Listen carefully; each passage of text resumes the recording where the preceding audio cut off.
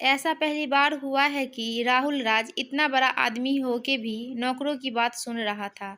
बात कुछ ऐसी थी कि राहुल राज की कंपनी दिवालिया होने वाली थी और उसकी सारी उम्मीद इस नई कंपनी के मालिक से थी। शायद यह कंपनी का मालिक उसको दिवालिया होने से बचा ले। 4-5 घंटे इंतजार के बाद रिसेप्शनिस्ट उससे बोली है, अब आप मैडम के केबिन में जा सकते हैं। बॉस के तक जाने से पहले राहुल को यह तो पता चल गया कि इस कंपनी का बॉस कोई लड़का नहीं बल्कि लड़की है। केबिन में पहुंचकर राहुल जब बॉस को देखता है तो दंग रह जाता है और कहता है, तुम और इस कंपनी की बॉस हो? यह हो ही नहीं सकता। जाओ जाकर बॉस को बुलाओ। क्यों, मैं तुमको बॉस नहीं लगती? और अगर ऐसा है तो तुम जा सकते हो।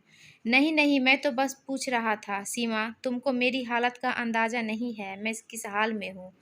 तुम अपनी ज़बान से मेरा नाम मत लो, मैडम कहो मुझे, नहीं तो धक्के मारकर ऑफिस से निकलवा दूंगी। सॉरी मैम, अब ऐसी गलती नहीं होगी, राहुल ने जिल्लत भरी आवाज़ से बोला। सीमा बोली, मुझे तुम्हारी और तुम्हारी कंपनी की सारी जानकारी है।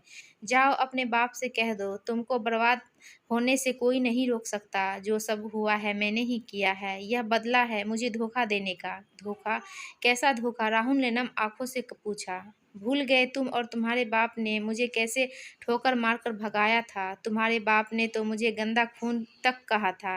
मेरे पूरे परिवार को आधी रात में घर छोड़कर जाना पड़ा। इतना सब हो के तुम भूल गए सब? यह तुम क्या कह रही हो सीमा? मैंने तो ऐसा कुछ भी नहीं किया। मैं तो चाहकर भी उस दिन अपना वादा पूरा नहीं कर पाया, बस इतनी सी बात।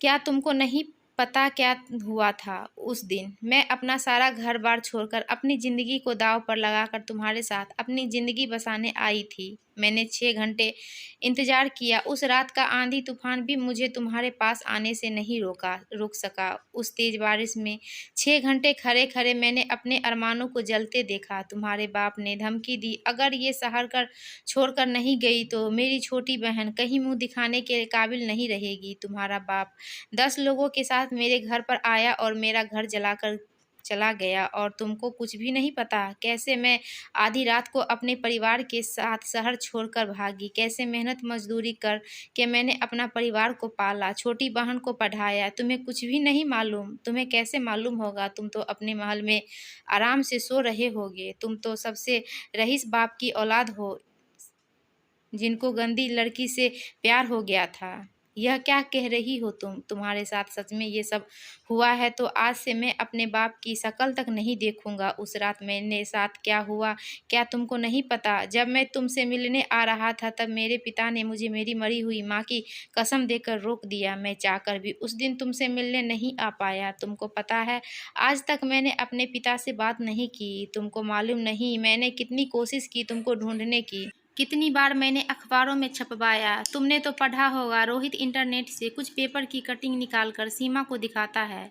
यह सब देख सीमा की पैरों तले जमीन खिसक जाती है, क्योंकि गुस्से में जिस आदमी को अपना सबसे बड़ा दुश्मन समझ रही थी और यह सोचकर उससे पिछले 5 साल गुजारे कि राहुल ने उसको धोखा दिया, आज वह गुस्सा यह सच समझ नहीं पा रहा था। दोनों एक दूसरे से लिपट कर जोर जोर से रोने लगी और दोनों अपने अतीत को यादों में खो गए।